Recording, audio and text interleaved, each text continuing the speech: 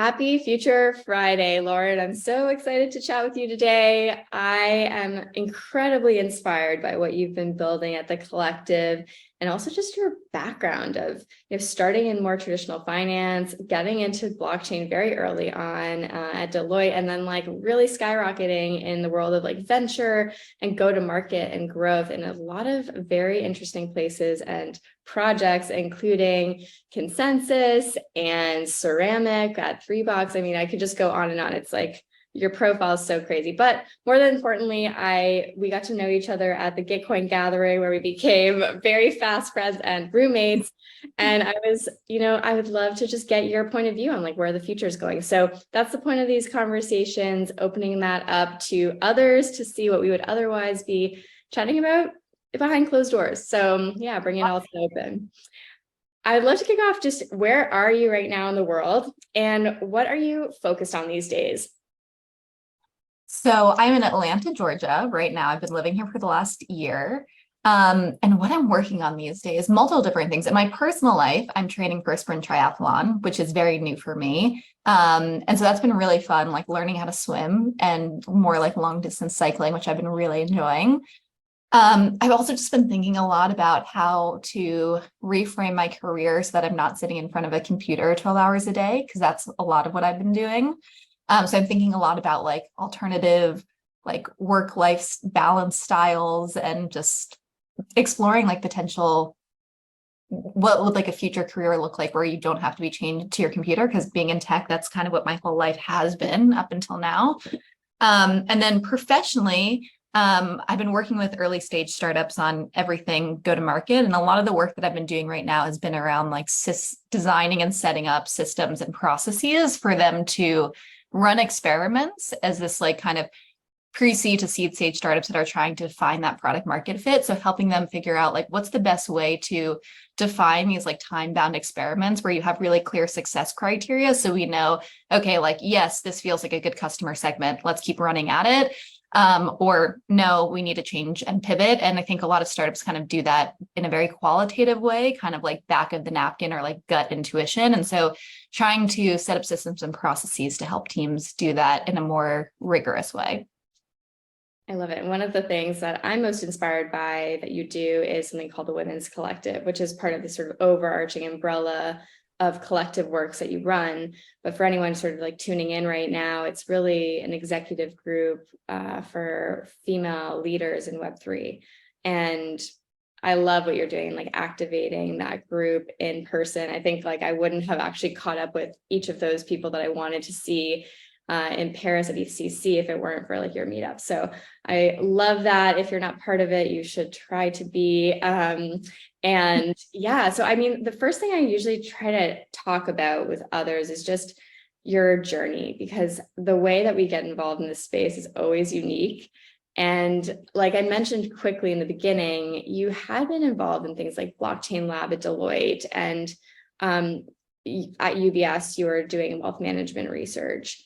But how did you ultimately then make this leap to ConsenSys, and also like kind of like your perspective now, like of where you want to be in terms of the world of blockchain, if at all, like given all the things that are going on. So how did you even get into this space, and like where's your head at now? Yeah. Well, good questions. From traditional finance, really, like I knew at the end of that internship that I was like, I just can't do a 9-to-5 desk job. Like it just wasn't for me. It was not energizing. And the team that I worked with was really smart. It was like the investment office. The research office for the investment arm of UBS, really smart people, but we would sit in the conference room every Monday and everyone would speculate about all these things that were going to happen in the market. And for like 8 weeks straight, we would say like rates are going to rise, like next week they're raising rates. And they didn't actually end up raising rates for another like 16 months after I left the internship. So it just felt like, man, do these guys really know? Does anybody know? Like no fault on them. It's just like, it's really hard to predict the market. And so that was kind of disillusioning for me, I'd say. And that prompted me to go to consulting, because that was just kind of like when you're in college, that's what they sell you on. Like, if you don't know what you want to do, go to consulting. So I did that and was doing a bunch of work in the healthcare space. And then one of our clients actually asked about blockchain and what they should be doing with it. And so I was kind of tasked as the junior analyst in the room to like figure out what that was.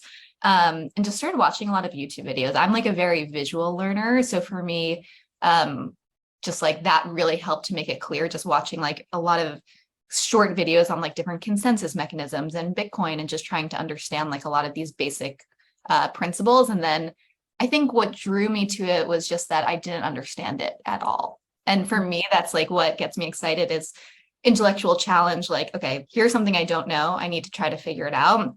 And then ended up going to ConsenSys. They ended up actually recruiting a lot of people from the Deloitte blockchain lab.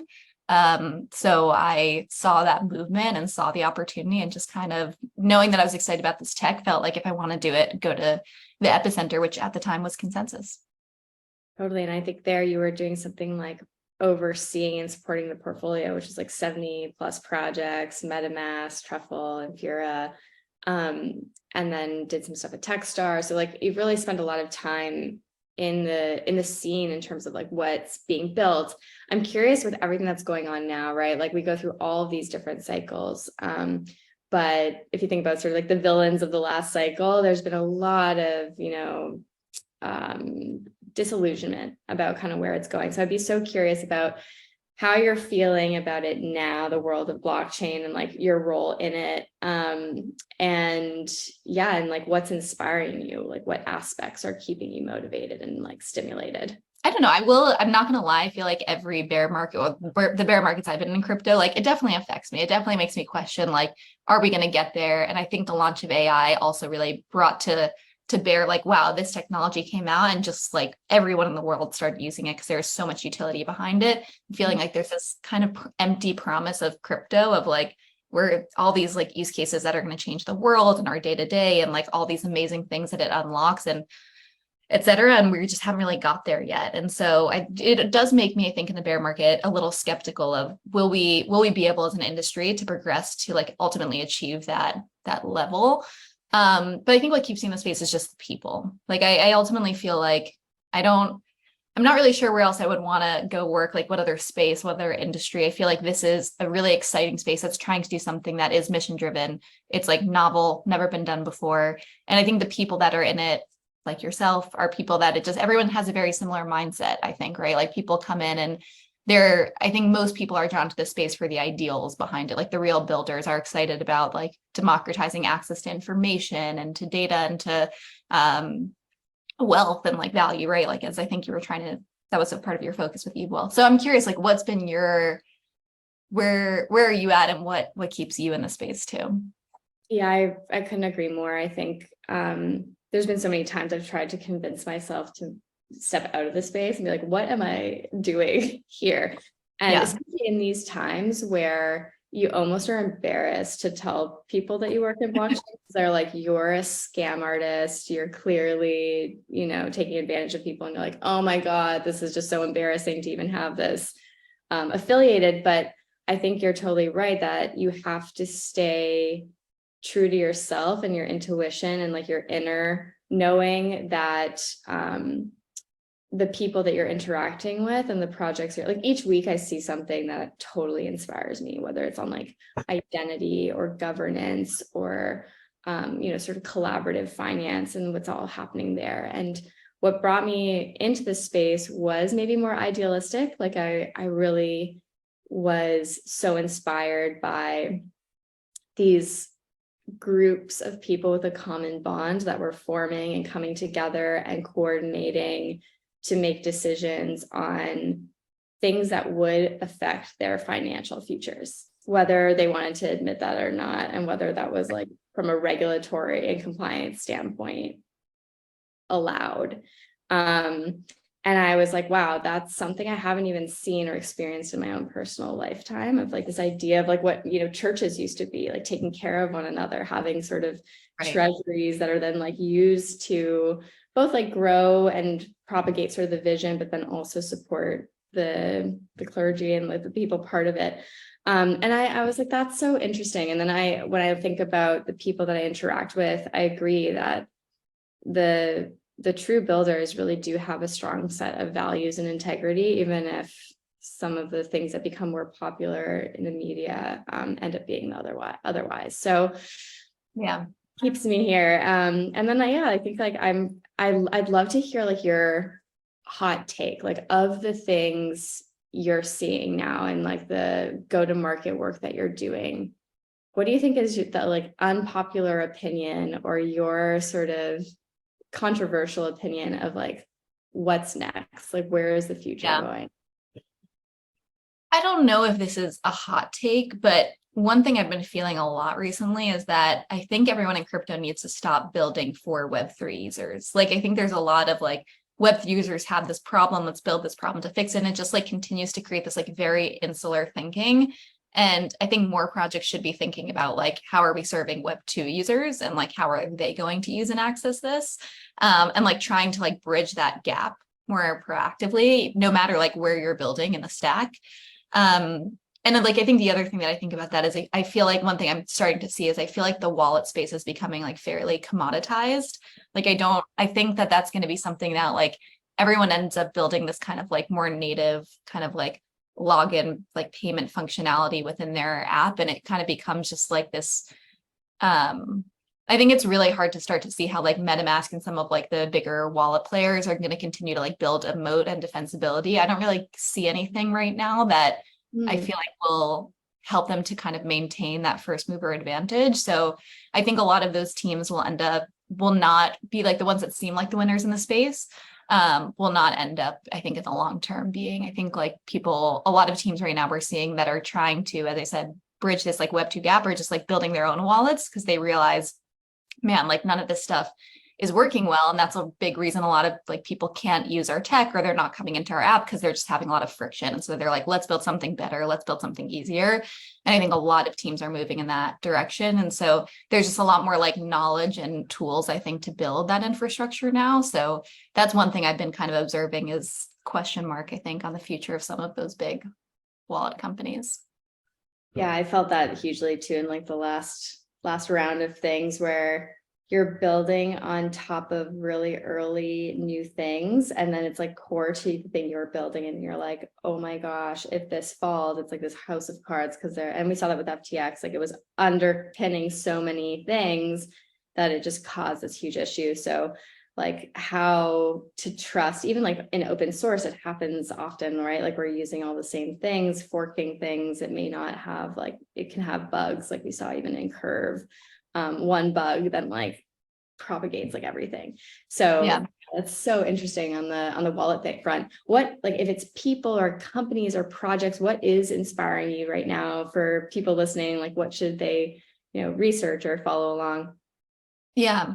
One of the teams that I'm working with right now, I'm really excited about. It's Cap and Dow. I don't know if you're familiar with them, but I just love what they're doing, what they're building. It's just very in line with like my personal philosophy of like where I want to spend time and what I want to be doing. And for those who aren't familiar with it, they basically are doing these kind of like alternative co-living experiments where you can go, and their main thesis is now we have all these remote workers, we can get Wi-Fi almost anywhere. So why like live in cities and like pay a ton of rent? And like for the most part, we're still really isolated in our apartments when we live in cities, and people I think are lonely and they're missing that community-based living. So they're doing these experiments where you can go stay for a week or a month plus, and you have your own space, but live on a property with other people and have like shared meals and experiences, and you're in nature somewhere. It's not like super rural, like some of them are just 30 to an hour outside of a city. But I like that. And it kind of brings me back to like what you were saying before about the community stuff, which I know you're also super passionate about. And I remember us talking about this at the Gitcoin gathering in our like little living room. But I think that's like one of the other things that keeps me in this space is like, I love that idea, like this philosophy around community building.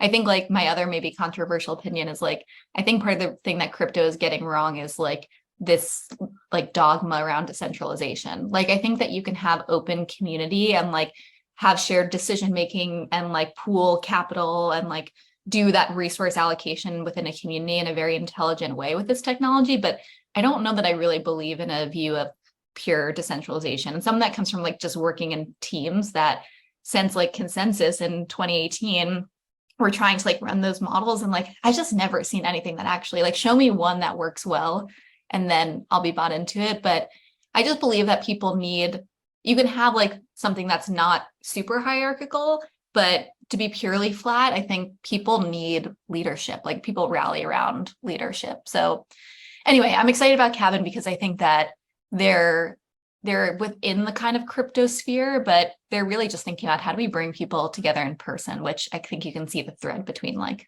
all the things I've been talking about and why that would be obviously interesting to me. That's hugely what I'm also excited about for the next cycle, is just the recognition of the human behind the technology.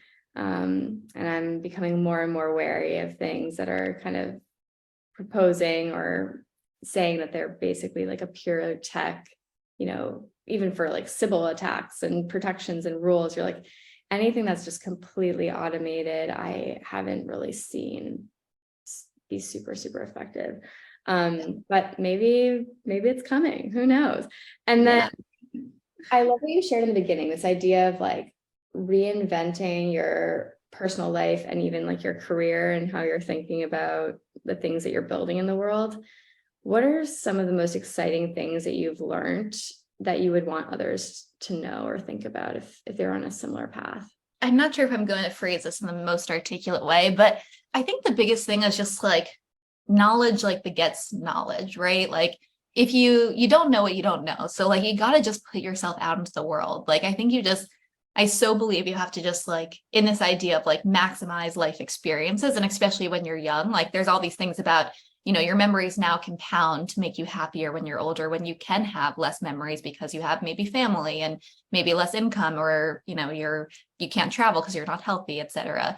And I just think the more you get out into the world, the more you see those possibilities, right? So like I've been working in tech for so long that I'm just like, oh yeah, like this is what I do, right? Like I'm on a computer 12 hours a day. If you want to like, if you're a good worker, you work hard and you work long hours, and like you are just, that's where work lives, is in the computer.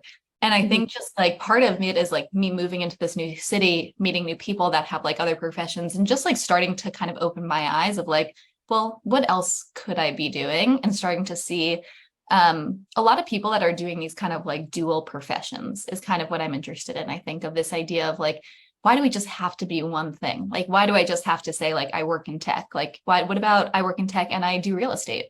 Like that's totally like possible, right?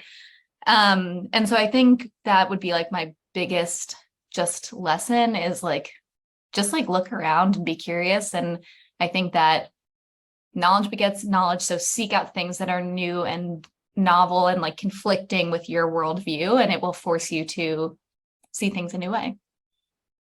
I love that so much. And I know you've taken a big, courageous leap in setting up setting up your own company, your own agency. And it's, very service driven, and that can be scary to take that leap. And I'm just curious what advice you would have for someone getting started, thinking about being the source of their own income and their own, future, like basically it being kind of on you. I'm curious how that's been and like what advice you have for people who are getting started in a similar vein. Yeah. I think my biggest advice is just like be really honest with yourself about what you want to prioritize, right? Like I think there's a lot of people have a lot of ideas of what it's going to look like to like be an entrepreneur or have your own business. And I think you just need to be honest with like going out actually on your own means that you're going to have to, if you want to like have a really good income and grow your business, like you have to hustle, like, especially in a services business. Like it's not product where you have an user and like they stick and you hope they don't churn. You have to like constantly be out selling new work. And like that might not be the case if you say like, hey, I'm okay if like we don't end up growing like 2xing this year and like whatever happens, I want my free time. But I think you just have to be really honest with yourself about what you want to prioritize and what you're willing to do. So I think one, just like if you're going to do services business, know that it is like a hustle, and you just have to be a natural salesperson. I think in a service industry, right? Like you have to be willing to always be out networking, meeting new people, closing new business. And I think the other thing is like have a thought partner. Like I started doing it on my own, and it was really hard just to like every day there's so many small decisions that come up. And I think you get to points sometimes where like you don't trust yourself almost. You're kind of like, I just need someone to like sense check and tell me like, are we going in the right direction? Like what should I be thinking about that I'm not? And I ended up bringing someone onto my team that I worked with at a couple of companies ago who I really respect. And she's just been a game changer for me to like have someone that we can just kind of powwow together and be like, are we on the same page here? Like, what do we need to do for this client? And that has made it so much more enjoyable for me.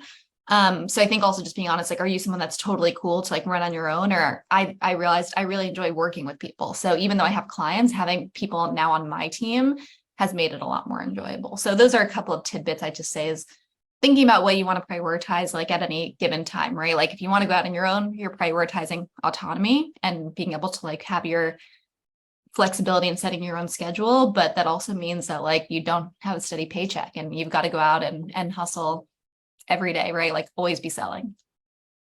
Really tactically, because I actually think that's such a great insight you just shared about having that thought partner.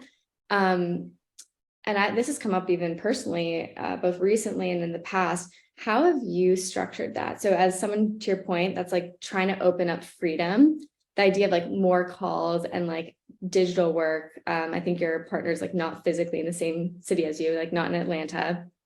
What does that look like for you guys technically? Like how often do you meet? Like how did you guys organize that? To your point, when like things are coming up minute by minute, how have you guys structured that partnership and the way you guys interact? Yeah, I mean, I will say we talk all day, every day. And we actually only meet for a call once a week, if even that. And so what we do that works really well for us, I'm like such a fan of this, is we just send each other looms back and forth all day long. So it'll be like, hey, here's what I'm working on today. Here's what I've done and put together. What do you think? And then she'll get that loom and she'll comment on each part throughout, like her thoughts. So I can see it directly on like, oh, this page or this part of this tool. And then I'll go and implement changes, send a new loom of like, okay, here's what it looks like now. Or I'll just send a loom over like, hey, here's what I'm confused about. Here's what I'm thinking about. And so we actually like communicate as if we were on a call, but literally in looms back and forth. It's actually hilarious. We probably send each other like 10 to 15 looms a day. Love this. And I'm 100% going to try it. I think that's so cool because we It's need to very effective. come up with new things and new strategies. I really think that's so interesting. Any other like tools, tips, tricks that has really helped you? I think also like even in the go-to-market testing world, like if you're to your point of like always be selling, how are people doing their best sourcing and like really figuring out growth? Yeah. And where like a lot of people are being super conservative. Yeah, I think two different things. I think one is getting out of market, like meeting people physically in person, going to conferences, events. That's always been like one of the best channels for me. I think people just like, they want to work with people they like, they want to build a relationship with you. So like go out and be present. Also like be a thought leader in your space, like be known. I think that helps it builds credibility. So people are like, oh, you actually like, you know other people that I know, you've seen other similar products. So it makes them more interested, obviously, in working with you and your team. I think the other thing that I would say is starting to think, and this is a lot of what we're thinking about, is like, how do you do something that's like scalable and repeatable? So a lot of what we've been doing is figuring out like, how can we productize different offerings and like every week trying to put a little bit of effort into creating like collateral that like, if someone asked me for some discovery questions for like their sales qualification, put it together in more of like a templatized version and then like productize it, make it our own. So the next time we get asked that question, we don't have to like 0 to 1 it. Obviously right now we still have to 0 to 1 a lot of things, but the more that we can do that, and then now we're focused on as we go out and we're trying to focus on selling projects for those things where we already have collateral developed. So like I've been doing a lot of pitch coaching workshops. So now I'm like, okay, I have all these materials, just go out and like now target companies where you can sell that, right? And so it's like, because it costs me nothing else. Like I have these materials, I know what I'm doing now. So I think that's a lot of it is also just like figuring out how you can work smarter and like, productize that you're offering, even in the services business. Those are two maybe tactical things I would say. I love that. So how can we keep in touch with you personally as you're building this out, collective works? How can we follow along? Yeah, I would say, definitely if anyone wants to reach out to me, I'm always love to chat and meet new people. So you can message me on Telegram. I'm at Lauren Feld. I'm at Web3Lauren on Twitter. Those are probably the best platforms. Or if you're interested in working with Indigo Collective, which is our consulting arm of Collective Works, you can check out with indigo.xyz. I love it. Well, I'll definitely be following along and such a fan. Thank you for sharing everything that you have. I'm also really excited to start using Loom more. It's so great. Yes, please give it a try. Thanks for having me. I appreciate it. Thanks, Lauren. Talk to you soon.